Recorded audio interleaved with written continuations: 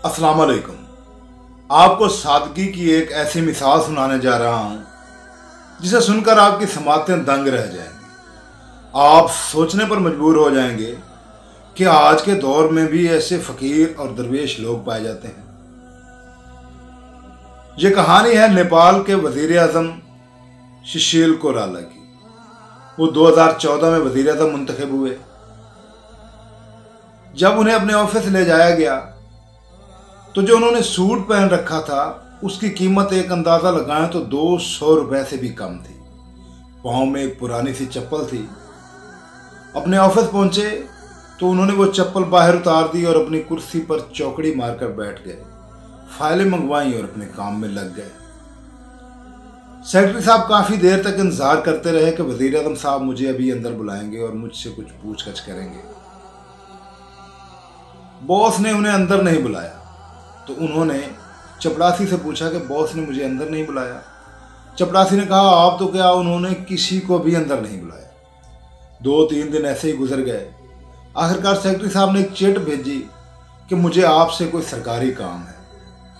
Chit मिलने के 2-4 minute बाद ही वजीर आजम साहब सेक्रेटरी साहब के ऑफिस में आ गए। जी बोले, आपको मुझसे कोई काम था। सेक्रेटरी साहब के अवसान खता हो गए। सेक्रेटरी साहब की आंखें उबल कर बाहर आ गई। जैसे हम कहते हैं ना, डेले बाहर आ गए। सेक्रेटरी साहब डेले बाहर आ गए कि मुल्क का वजीर आजम और मेरे ऑफिस में। सेक्रेटरी साहब ने खड़े होकर बड़े अदब से पूछा कि आपने बतौर वजीर आजम अपने असासे डिक्लेयर करने हैं। वजीर आजम ने उनसे फॉर्म लिया और अपने ऑफिस में वापस चले गए। जब वो फॉर्म वापस सेक्रेटरी साहब को मिला, सेक्रेटरी साहब ने पढ़ना शुरू किया तो उसमें लिखा था कि ना मेरे पास कोई ज़ाती घर है, ना ही मेरे पास ज़ाती गाड़ी है। मैं बस में सफ़र करता हूँ। मेरे पास बैंक अकाउंट भी नहीं है और ना ही मेरे पास इतने पैसे हैं जिनको मैं यहाँ डिक्लेयर कर सकूँ। मेरे पास जितनी ज़मीन थी सब मैंने डोनेट कर दी है। अब मेरे पास 1 एकड़ ज़मीन भी नहीं है। लिखते हैं मेरे पास 3 मोबाइल हैं जिनमें एक आईफोन है। इसके अलावा मेरे पास कुछ नहीं है। एक दफ़ा वज़ीर आज़म साहब को बाहर किसी दौरे पर जाना था तो गवर्नमेंट ने उन्हें $645 दिए, जो दौरे से वापस आकर वज़ीर आज़म साहब ने सरकारी ख़जाने में पूरे $645 जमा करवा दिए। उन्होंने कहा कि ये पैसे किसी सरकारी काम पर खर्च नहीं हुए और जो मेरे ऊपर पैसा खर्च हुआ वो मैंने अपनी जेब से अदा कर दिया है, लिहाजा इनकी मुझे ज़रूरत नहीं है, ये मैं वापस जमा करवा रहा हूँ। अब सादगी की ये मिसाल देखें। पाकिस्तान में वजीर आजम, वजीर, MNA, MPA सबको छोड़ दें, कोई एक काउंसलर, यूनियन काउंसिल का काउंसलर भी प्रोटोकॉल के अलावा बाहर निकलना पसंद नहीं करता। सुशील कोइराला तकरीबन 1 से 1.5 साल तक नेपाल के वजीर आजम रहे।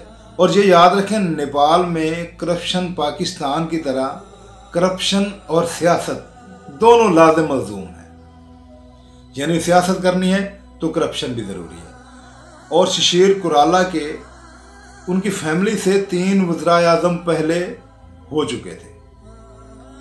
उनकी ये कस्म पुरसी किसी सहाफ़ी ने अखबार में शाया कर दी तो अपोजिशन ने बहुत शोर शराबा किया कि इतना गरीब वज़ीर आज़म, इसमें ज़रूर कोई झूठ होगा। अपोजिशन की छानबीन के बाद अपोजिशन कोई एक शकम तक तलाश ना कर सकी सुशील कोइराला के डिक्लेरेशन फॉर्म से। ये सादगी तो हमारी थी, ये सादगी तो हम मुसलमानों की थी,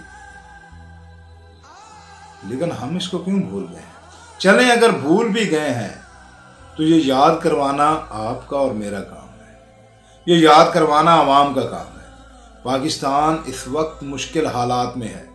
सियासतदानों, ब्यूरोक्रेट्स, जर्नल, जजेस, हालांकि जितने भी सरकारी मुलाजिम हैं, अगर वज़न आम आवाम पर डालना है तो इन पर क्यों नहीं डाला जा सकता?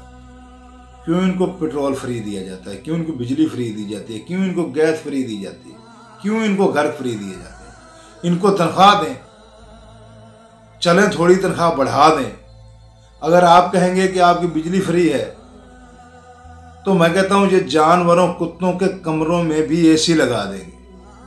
अगर आप कहेंगे कि आपको 300 यूनिट फ्री है, तो ये मेरी बात लिख के रख लें, 299 यूनिट से ऊपर किसी का यूनिट नहीं जाएगा। जब आप इनको पेट्रोल फ्री देंगे तो ये एक कदम चलना पसंद नहीं करेंगे।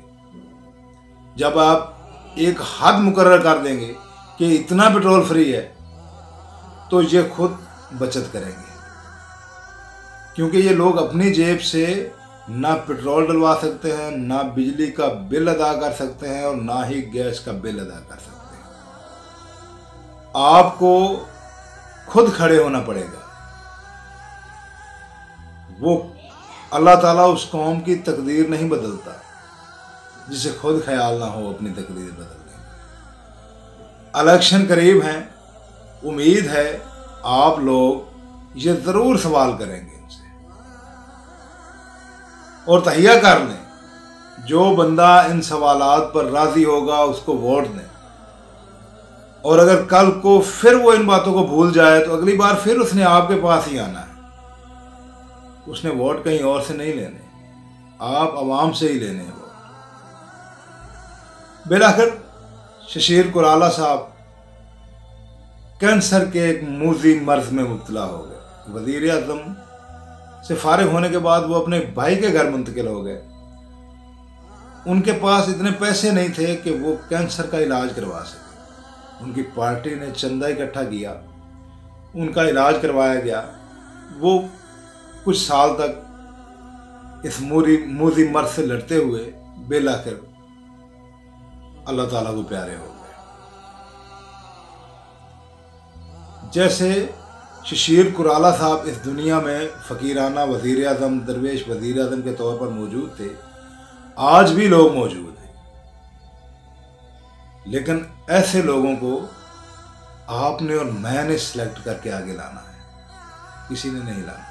अगर आप और मैं सिलेक्ट नहीं करेंगे ना, तो इलेक्शन कमीशन और जितने भी इदारे हैं ऐसे किसी फ़कीर वज़ीर आज़म को आगे नहीं आने देंगे। क्योंकि जितनी सख्त शराइत हैं, कोई फ़कीर या कोई गरीब बंदा काउंसलर तक का इलेक्शन भी नहीं लड़ सकता। अल्लाह ताला पाकिस्तान पर रहम करे, अल्लाह ताला आप सब पर रहम करे, अल्लाह ताला आप सब का हामी नासिर हो। दुआ में याद